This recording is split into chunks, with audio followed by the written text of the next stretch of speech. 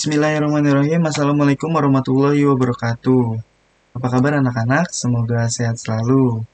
Nah, pada pertemuan kali ini kita akan membahas tentang demokrasi, tujuan dan macam-macam demokrasi. Oke, sebelum kita masuk ke tujuan dan macam-macam demokrasi, kalian tahu nggak sih di Indonesia ini menggunakan sistem demokrasi. Sistem demokrasi merupakan sistem pemerintahan dari rakyat, oleh rakyat, dan untuk rakyat. Dalam hal ini, rakyat memiliki kebebasan dalam berbagai kehidupan termasuk aktivitas politik. Oke, nah tujuan demokrasi ini secara umum menciptakan kehidupan masyarakat yang sejahtera, adil, dan makmur dengan konsep mengedepankan keadilan, kejujuran, dan keterbukaan. Nah, tujuan demokrasi juga meliputi yang pertama, kebebasan berpendapat.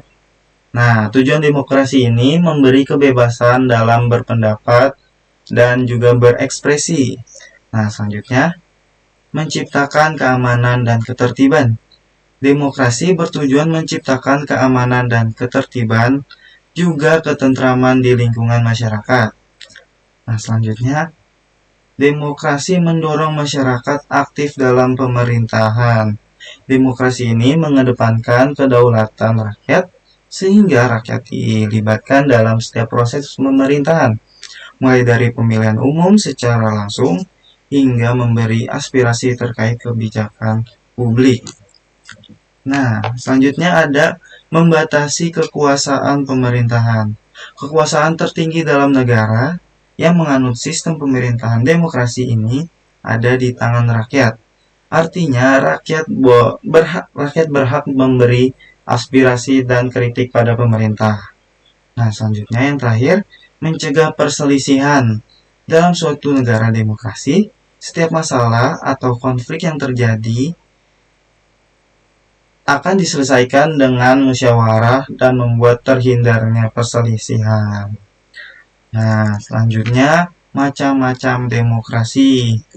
Nah, macam-macam demokrasi ini ada 5. Yang pertama ada demokrasi parlementer. Demokrasi parlementer ini adalah demokrasi yang memberi lebih banyak kekuatan kepada legislatif, atau disebut juga dengan demokrasi parlementer. Nah, selanjutnya ada demokrasi langsung. Demokrasi langsung ini atau demokrasi murni merupakan jenis demokrasi di manalah rakyatlah yang memiliki kekuasaan secara langsung tanpa perwakilan perantara atau majelis parlemen. Nah, selanjutnya ada demokrasi tidak langsung. Demokrasi tidak langsung ini adalah ketika rakyat memilih siapa yang akan memiliki suara mereka di parlemen. Oke, selanjutnya yang keempat ada demokrasi Pancasila. Demokrasi Pancasila ini merupakan demokrasi yang saat ini berlaku di tanah air kita. Demokrasi yang bersumber pada nilai-nilai sosial budaya, bangsa, serta berasaskan musyawarah mufakat dengan memprioritaskan kepentingan seluruh masyarakat atau warga negara seperti yang tercantum pada 5 sila Pancasila.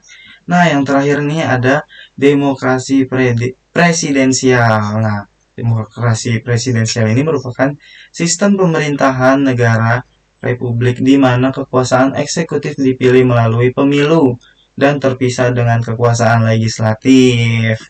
Nah, terima kasih ya. Mungkin itu saja materi demokrasi dari Bapak. Oke, kurang lebihnya mohon maaf. Wassalamualaikum warahmatullahi wabarakatuh. Bye-bye.